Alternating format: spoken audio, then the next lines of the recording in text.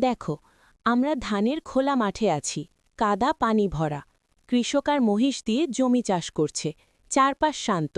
হ্যাঁ, আমি মাখার মহিষ দেখছি। এই পরিস্থিতিতে আজ আমরা একটি ইংরেজি শব্দ শিখব। শব্দটি হল অ্যাব্যান্ডন। অ্যাব্যান্ডন মানে কি? অ্যাব্যান্ডন মানে হল কাউকে বা কিছুকে ফেলে চলে যাওয়া। যেমন যদি কৃষক কাজ শুরু করে মাঝখানে রেখে চলে যায়, সে কাজটা ফেলে দিল। ও, কাজ ছেড়ে দেওয়া। হ্যাঁ, ঠিক তাই।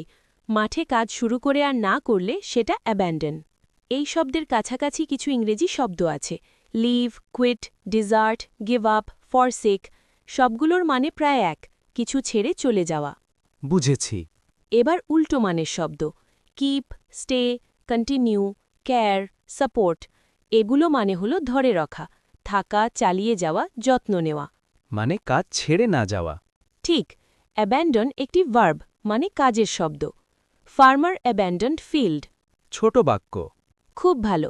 আবার বলি, শব্দটি অ্যাব্যান্ডন মানে হলো কিছু ফেলে চলে যাওয়া, যেমন মাঠের কাজ ফেলে চলে যাওয়া। অ্যাব্যান্ডন।